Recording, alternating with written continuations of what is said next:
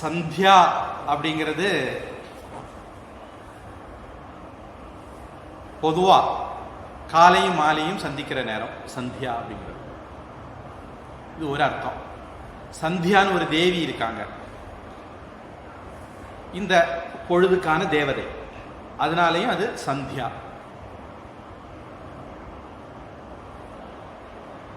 Twilight அப்படிங்கிற மாதிரி இங்கிலீஷ்ல சொல்றாங்கன்னு நினைக்கிறேன். கருக்கல் அப்படிங்கிற மாதிரி நம்ம ஊர்ல லோக்கல்ல நம்ம சொல்ற வார்த்தை. அந்த நேரத்தில் நம்ம இறை வழிபாடு பண்ணணும். அறிவியல் என்ன சொல்லுது அப்படின்னா, அதாவது பிராணாயாம அறிவியல். அறிவியல்னு உடனே நம்ம தவளைக்கு காது கேட்காது, 4 காலையும் வெட்டினா காது கேட்காது, அந்த அறிவியல் சொல்லல. அப்படி ஒரு கதை விட்டு சொல்லியிருக்கா சொல்லலையா?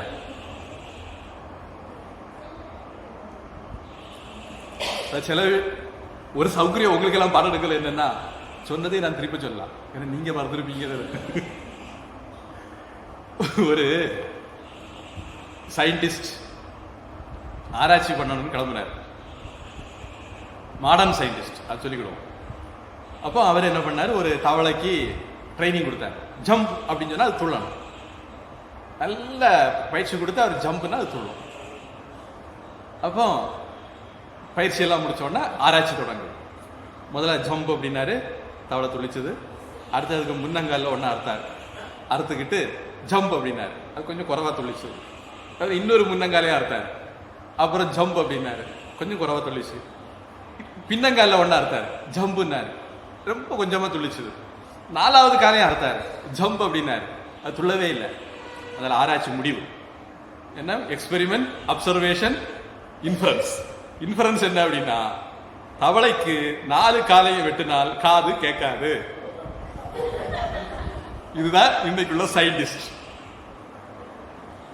உலகம் எப்படி தோன்றுச்சுன்னு ஆராய்ச்சி பண்றதுக்காக வேண்டி இது நடந்த விஷயம் இப்ப சொல்ல போறது. ஒரு சயின்டிஸ்ட் கோதுமைய ஒரு மூட்டை கட்டி நனைச்சு வச்சிருந்தாராம். ஒரு 2 நாள் 3 நாள் கழிச்சு அவர் லேபை திறந்து உள்ள போகும்போது குடு குடு குடுன்னு ஒரு பெருச்சாளி வழியா ஓடிச்சுதான். உள்ள போய் பார்த்தா கோதுமையெல்லாம் காணல. ஓ, கோதுமையில இருந்தா எலி உருவாகுது அப்படின்னு அவர் முடிவு பண்ணாரா. இது நடந்த கதைன்னு எனக்கு சயின்ஸ் டீச்சர் சொன்னது, சுவாலஜி டீச்சர் சொன்னது. சரி, எப்படியானாலும் இது சயின்டிஸ்ட், பிராணாயாம சயின்டிஸ்ட். நம்ம ஒரு ரிஷிகள் என்ன சொல்றாங்கன்னா, இந்த 6 மணி அந்த சூரிய உதய அந்த நேரத்தில் நமக்கு பொதுவா மூச்சு வந்து 2 மூக்குலையும் மாறி மாறி ஓடும். பொதுவா சில சமயங்களில் இந்த மூக்கில் ஓடும், சில சமயங்களில் இந்த மூக்கில் ஓடும். மூச்சினுடைய போக்கை அறிந்தவர்கள், பெரியவர்கள் என்ன பண்ணுவாங்க அப்படின்னா, ஒரு காரியத்துக்கு கிளம்புறாங்க அப்படின்னா அப்ப மூச்சை கவனிப்பாங்க. இந்த பிரச்சனை பார்க்குற ஆசாமிகள் எல்லாத்தையும் இந்த வேலை உண்டு. நீங்க பிரச்சனை பார்க்க போவீங்க, நீங்க பிரச்சனை பார்க்க போன் பண்ணி கேட்கும் போதாலும் சரி, இல்ல அவங்க வீட்டுக்குள்ள போகும்போதாலும் சரி, அவர் உடனே அவருடைய மூக்கை கவனிப்பார். எந்த மூக்கில் காத்து போகுன்னு கவனிப்பார். அவர் உங்களுக்கு என்ன பலன் சொல்ல போறாருங்கிறது அதுக்குள்ள அடக்கம். உங்களுக்கு வலது மூக்குல, அதாவது சூரிய நாடி அல்லது பிங்களா நாடின்னு சொல்லக்கூடிய இதுல காற்று போச்சுதுன்னா வெற்றி, இதுல போச்சுதுன்னா தோல்வி, காரியம் நடக்காது. அவன் வாரவனுக்கு காரியம் நடக்குமா நடக்காதான்னு இவருக்கு மூக்கு பிறந்த வச்சு சொல்லுவார். அதனால இப்படி ஒரு தகவல் கேள்விப்பட்டேன். ஒரு ஆள் சொன்னது, அவங்க அப்பா இதுல விஷயம் தெரிஞ்சவள். அதனால அவர் என்ன பண்ணுவாராம், வீட்டை விட்டு வெளியே போகும்போது அப்படி மூக்கில் காற்று சரியா போகலைன்னா, போற காரியம் ஜெயிக்கணும்னா கொடையை எடுத்து அப்படி கக்கத்தில் வச்சு, அல்ல பேக் எடுத்து கக்கத்தில் வச்சுக்கிடுவாராம். இப்படி வச்சால் ஆட்டோமேட்டிக்கா மூச்சு மாறி ஓட ஆரம்பிச்சிருவான். பழைய காலத்தில் நம்ம தாத்தா மாறு எல்லாம் இப்படி வச்சு ஓடுறது நமக்கு தெரியும். ஆனா இதுக்கு பின்னாடி இப்படி ஒரு ரகசியம் இருக்கு, எனக்கு இப்பதான் தெரியும். இடது மூக்கில் போற மூச்சை வலது மூக்கில் ஓட வைக்கிறதுக்கு, தூங்குகிலே வாங்குகிற மூச்சு சுழி மாறி போனாலும் போச்சுன்னு ஒரு வரி இருக்கு. இப்படி சுழி மாறி போக வைக்கிறதுக்கு ஒரு டெக்னிக் இருக்கு.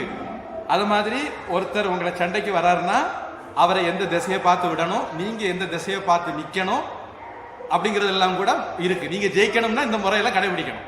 அடிதடிகள் வாத்தி ஆசாமாரி நீங்க கேட்டுடுங்க. எது சொல்ல வரேன், இந்த 6 மணி சமயத்துல 2 மூக்குலையும் சமமா மூச்சு போகும். அதை வந்து சுழுமுனை நாடி அப்படின்னு சொல்லுவோம். இடா பிங்களா சுழுமுனை. சூரியகலை, சந்திரகலை அந்த மாதிரிலாம் வார்த்தைகள் பயன்படுத்துறவங்க இருக்காங்க. சுஷும்னா அப்படிங்கிறது சமஸ்கிருதம், சுழுமுனைங்கிறது தமிழ். 3 நாடி இருக்கு பேசிக்கா. ஒன்று இடது பக்கம் ஓடும், ஒன்று வலது பக்கம் ஓடும், ஒன்று சமமாக ஓடும். இந்த சமமாக ஓடுகிற நேரம் ஆன்மீகத்துக்கு உகந்தது, ஆன்மீகத்தில் முன்னேறதுக்கு உகந்தது. இந்த நேரத்தில் ஜபம் எல்லாம் பூஜை எல்லாம் பண்ணீங்கன்னா உங்களுக்கு பிரயோஜனம் ஜாஸ்தி. அப்போ நீங்கள் நான் பூஜை பண்ண எல்லாம் கிடைக்கல, பூஜை பண்ண மடக்கலைன்னா மூக்கில் காற்று இடது பக்கமாக ஓடி இருக்கும். நம்ம என்ன பண்ணுறது? சுடுமுறையில் ஓடி இருந்தால் பல கிடைச்சிருக்கும். அப்போ இந்த சூரிய உதய மறைகிற நேரம் கற்கள் நேரத்தில் சுழுமுனை நாடியில் காற்று போகிறதுனால அது பூஜைக்கு உகந்ததுன்னு நினச்சி பெரியவங்க அந்த நேரத்தை சந்தியா காலத்துக்கு ஏற்படுத்தியிருக்காங்கன்னு சொல்கிறவங்க இருக்காங்க. ரொம்ப கரெக்டாக இந்த நேரத்தில் பண்ண முடியலன்னா கூட முன்ன பின்ன பண்ணணும்னு ஏற்பாடு இருக்குது. இப்படி அதிகாலையில் நாம் சூரியனை பிரம்மமாக நினைத்து வழிபடுற வழிபாட்டுக்கு சந்தியா வந்தனம் அப்படின்னு பேர். பொதுவாக இந்த சந்தியா வந்தனம் பண்ணுறதுக்கு முன்னாடி நாம் அதுக்கு நம்மளை தகுதிப்படுத்தணும். பொதுவாக ஒரு 5-6 வயசுக்கு பிறகு, 6 வயசுக்கு மேலே உள்ளவங்களுக்கு தான் சந்தியாவந்தனம் பண்ணுற தகுதி, அதாவது அந்த கஷ்டத்தை கொடுப்பாங்க. சின்ன பிள்ளைகளே விளையாடுமக்கா என்ஜாய் அப்படின்ட்டு விட்டுருவாங்க. 6 வயசு வரைக்கும் பிள்ளைகளுக்கு ஒரு கட்டுப்பாடுகளும் கிடையாது. நம்ம பாரம்பரியத்தில் என்ன சொல்லுவாங்கன்னா,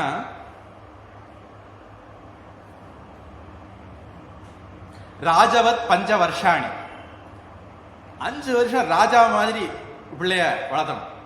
கேட்டதெல்லாம் வாங்கி கொடுத்துடணும், கண்ணில் தண்ணீரை பாத்திரப்படாது.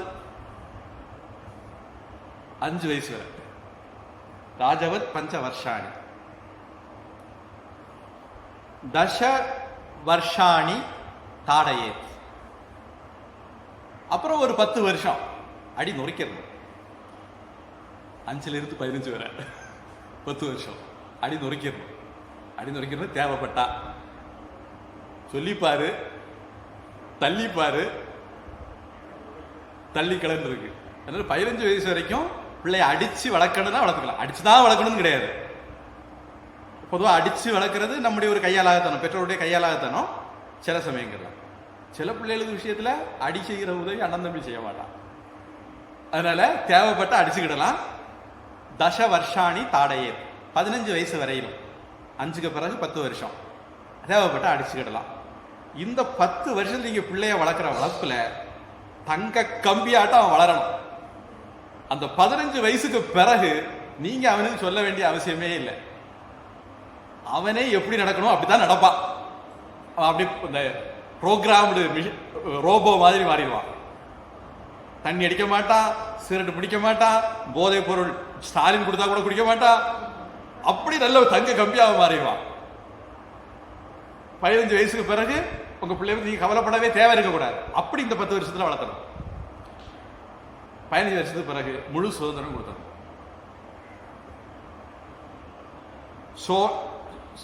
பிராப்தேத்து ஷோடசே வருஷே, 16 வயசு ஆகி போச்சா, அதுக்கு பிறகு புத்திரம் மித்திரவத் ஆச்சரே, தோளுக்கு மேல வளர்ந்தா தோழை, பிள்ளைய ஃப்ரெண்டு மாதிரி நடத்திக்கணும். மக்கா இப்படி செய்யக்கூடாது, மக்கா நீ இப்படி செய்யும், மக்கா இதுதான் மக்கா உனக்கு கொள்ளலாம், அட்வைஸ் மட்டும் தான் பண்ணணும். அதுக்கப்புறம் கையெல்லாம் நீட்ட போகக்கூடாது, அதுக்கப்புறம் திரும்பி நீட்டிடுவான். அதனால இது நம்மளுடைய பாரம்பரியம். அதனால பொதுவாக 6 வயசுக்கு மேல உபநயனம் பண்ணுவாங்க, பூணூல் போடுவாங்க. பூணூல் கல்யாணம்னு சொல்றவங்களும் இருக்காங்க. பூணூல் போட்டு அவனுக்கு காயத்ரி மந்திர தீட்சை கொடுக்கப்படும். பொதுவா இது அப்பா செய்யணும். ஆனா இன்னைக்குள்ள அப்பா எல்லாம் குப்பா, அவருக்கே ஒன்றும் தெரியாது.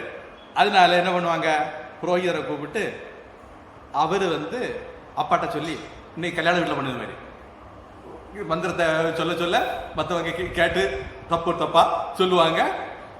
அது மாதிரி நம்ம ஊர்ல அந்த பிரச்சனை இல்லைன்னு நினைக்கிறேன். அது சில வீடுகளில் அது இது இருக்கு. ஐயர் மந்திரம் சொல்லுவார், அதை கேட்டு கேட்டு இவங்க சொல்லணும். நம்ம ஹோமங்கள் மாதிரி விஷயத்தையும் அப்படித்தான், எஜமானன் மந்திரங்களை கேட்டு கேட்டு சொல்லணும். நமக்கு மந்திரம் என்னன்னு தெரியணும், முன்ன பின்ன தெரியணும். தெரிஞ்சிருந்தா நம்ம அதை உட்காந்து சொல்லலாம். நமக்கு ஒண்ணுமே தெரியாது, பிளாங்க் அப்படிம்பாங்க. அந்த மாதிரி நமக்கு இருக்கும். நம்மளை கொண்டு உட்காந்து வச்சுக்கிட்டு மந்திரத்தை சொல்லுங்க ஐயர் சொன்ன நம்ம இங்கே போய் சொல்லுது. நம்முடைய கலாச்சாரமே சீரழிஞ்சு போய் கிடக்கு இந்த விஷயத்துல. அப்போ அப்பாவுக்கு புரோகிதர் சொல்லி கொடுத்து அப்பா நம்ம கிட்ட சொல்லுவாரு. காயத்ரி மந்திரத்தை நம்முடைய வலது காதுல உபதேசம் பண்ணுவார். பொதுவாக நம்முடைய பேர் வைக்கும் போதும் வலது காது தான் நம்முடைய பேரை 3 தடவை சொல்லுவாங்க. அது மாதிரி காயத்ரி மந்திரத்தை நம்முடைய வலது காது உபதேசம் அப்படிங்கிறது எப்பவுமே மந்திர உபதேசம் வலது காதில் தான் பண்ணப்படும். வலது காது கங்கை இருக்கிற இடம். இப்போ நான் ஏதோ பேசிட்டு இருக்கேன், திடீர்னு என் முடியை தொட்டுட்டேன் அப்படின்னு வச்சுக்கோங்க, பூஜைப்படி அது அனாச்சாரம். அப்போ கை கழுவணும். எழுப்பி போய் இப்படி கை கழுவுது, அங்கே இருக்கு வாஷ் பேஷன், இப்படி வச்சுட்டா முடிஞ்சு போச்சு. கங்கையில் கையை கழுவுறது மாதிரி. பொதுவாக நீங்கள் ஒரு வேளை கவனிச்சிருக்கலாம், யாராவது தும்மிட்டு இப்படி வச்சாங்கன்னா அதுக்கு அர்த்தம் அவங்க கையை சுத்தம் பண்ணுறாங்க, மந்திரபூர்வமா அல்லது சம்பிரதாயபூர்வமாக கையை சுத்தம் பண்ணுறாங்கன்னு அர்த்தம். இப்போ இந்த இதில் கங்கை, ஞான கங்கை இருக்கிறது மாதிரி இருக்கிற வலது காதில் உபதேசம் பண்ணுவாங்க காயத்ரி மந்திரத்தை. இந்த காயத்ரி மந்திரத்தை ஜபிக்கிறது, காலையிலும் மாலையிலும் ஜபிக்கிறது அப்படிங்கிறது தான் சந்தியாவந்தனம் அப்படிங்கிற வழிபாடு. இந்த ஜபிக்கிற வழிபாட்டுக்கு முன்ன சில காரியங்கள் இருக்கு, பின்ன சில காரியங்கள் இருக்கு. அதெல்லாம் சேர்ந்த ஒரு பேக்கேஜ்க்கு சந்தியாவந்தனம்னு பேரு. இந்த சந்தியாவந்தனத்தில் காலையில் எத்தனை மந்திரம் ஜபிக்கணும், சாயந்தரம் எத்தனை மந்திரம் ஜபிக்கணும், அந்த பேக்கேஜில் பல தடவை பிராணாயாமம் பண்ணணும். நான் இன்னைக்கு அதெல்லாம் உங்களுக்கு சொல்லி தரணும்னு நினச்சிருந்தேன், வழக்கம் போல் மறந்துட்டேன். பல வகுப்பாக நினச்சிட்டு தான் இருக்கேன், பல வகுப்பாக மறந்துட்டு இருக்கிறேன். அதை நம்ம வகுப்பு தொடங்கும் போது கொஞ்சம் பிராணாயாமம் பண்ணிக்கிட்டு சில முத்திரை வச்சுக்கிட்டு தான் வகுப்பையே தொடங்கணும் அப்படின்னு நினச்சிக்கிட்டு வருவேன். இங்கே வந்து நான் மறந்துடுவேன். இந்த சந்தியாவந்தத்தில் முத்திரைகள் அடக்கம், பிராணாயாமம் அடக்கம், ஜபம் அடக்கம், தியானம் அடக்கம், பிரார்த்தனை அடக்கம், இது எல்லாமே அடக்கம். பிரார்த்தனையை பொறுத்த வரைக்கும் நிறைய பிரார்த்தனை இருக்குது. அதில் ஒரு பிரார்த்தனை வந்து இப்போ காலையில் பண்ணுறோன்னு வச்சுக்கோங்க, நான் என்னெல்லாம் பாவம் ராத்திரி பண்ணனோ அதெல்லாம் தொலையட்டும். சாயந்தரம் பண்ணும்போது என்னெல்லாம் பாவம் பகலில் பண்ணணும் அதெல்லாம் தொலையட்டும் அப்படிங்கிற மாதிரி பிரார்த்தனை இருக்குது. அப்புறம் என்னுடைய காமம், குரோதம் இதெல்லாம் என்னை பாதிக்காமல் இருக்கட்டும் அப்படின்னு ஒரு பிரார்த்தனை இருக்குது. இது மாதிரி நிறைய விஷயங்கள் இருக்குது. நம்முடைய முன்னோர்களுக்கு பண்ணுற பிரார்த்தனை, ரிஷிகளுக்கு பண்ணுற பிரார்த்தனை, இப்படியெல்லாம் நிறைய அம்சங்கள் அதில் இருக்குது. அதுக்கு கூட இன்னொரு குட்டி ஹோமம், கல்யாணம் பண்ணாதவங்க மட்டும் பண்ண தகுந்த ஒரு குட்டி ஹோமம், சமிதாதானம்னு பேர். அந்த ஹோமம் பண்ணுவாங்க. அதில் என்னுடைய அறிவு, ஞாபக சக்தி வளரட்டும், மேதா சக்தி வளரட்டும் அப்படின்ட்டு நிறைய பிரார்த்தனை மந்திரங்கள் சொல்லி அந்த நெருப்பில் அரசங்குச்சி போடுவாங்க. அதுதான் முதல் குட்டி ஹோமம்னு சொல்லலாம். அதுக்கு பிறகு கல்யாணம் பண்ணிட்டாங்கன்னா அவங்களுக்கு அதுக்கு பிறகு நிறைய கடமைகள் வந்துடும். அப்போ 6 வயசு வரைக்கும் தான் ஃப்ரீ. அதுக்கு பிறகு நான் ஃப்ரீயாக இருக்கணும், நான் பாடம் படிக்கக்கூடாது, ஹோம்ஒர்க் செய்யக்கூடாதுலாம் எதிர்பார்க்கக்கூடாது. அதெல்லாம் 6 வயசோடு முடிஞ்சு. அதுக்கு மேலே அந்த எதிர்பார்ப்பே இருக்கக்கூடாது. அப்புறம் 15 இது தொடக்கிச்சுன்னா பொதுவாக சந்நியாசம் எடுக்கிற வரையிலும் அவர் இந்த சந்தியாவந்தனம் பண்ணணும். தினமும் காலையில் பண்ணணும், சாயந்தரம் பண்ணணும்.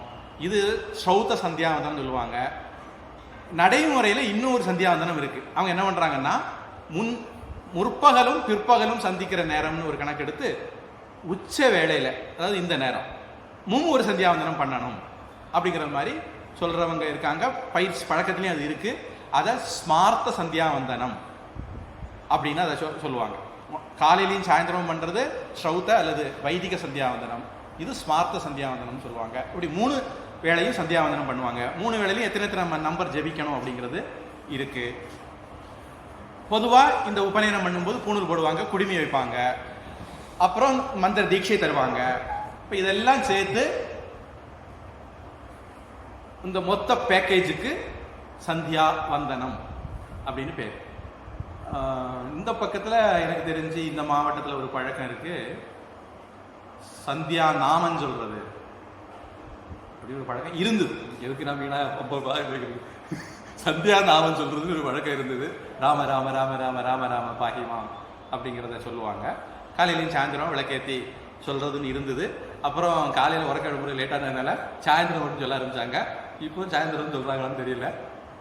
அது ஒரு இது சந்தியா நாமம் சொல்றது அப்படிங்கிற பேர்ல இந்த மாவட்டத்தில் கேரளாவில எல்லாம் பழக்கத்தில் இருந்தது.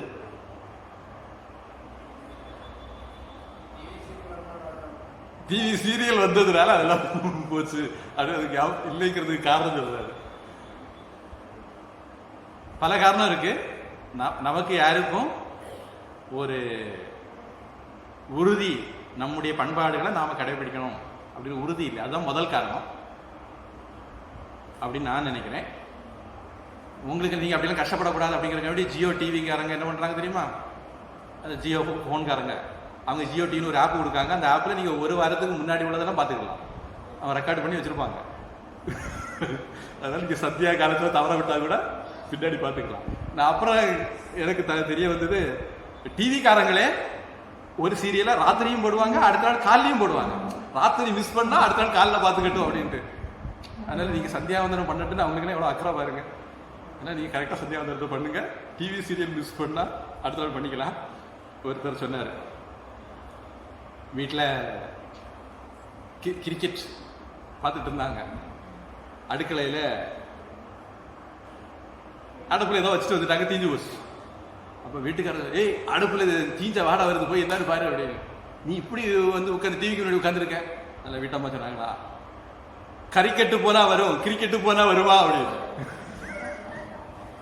அதனால சந்தியாவந்தனம் அப்படிங்கிறது நம்முடைய ஒரு நித்திய கர்மால ஒன்று. வேதோ நித்தியமதிய தான். நம்ம நித்திய கர்மால ஒன்று. அடிப்படை கர்மா ஒவ்வொரு ஹிந்துவுக்கும் ரொம்ப அடிப்படையானது. ஆனால் துரதிருஷ்டவசமா இதெல்லாம் இல்லாமலே நம்ம இன்னைக்கு நம்மள ஹிந்துன்னு சொல்லிக்கிறோம். ஒரு பிரிக்க முடியாத அங்கம் சொல்லலாம் சந்தியாவந்தனம். காயத்ரி மந்திர உபதேசம் வாங்கி அதை ஜபிக்கிறது அப்படிங்கிறது ஒரு வரியில சொல்லணுமா இருந்தா கேள்விக்கு விட கிடைச்சுதான்.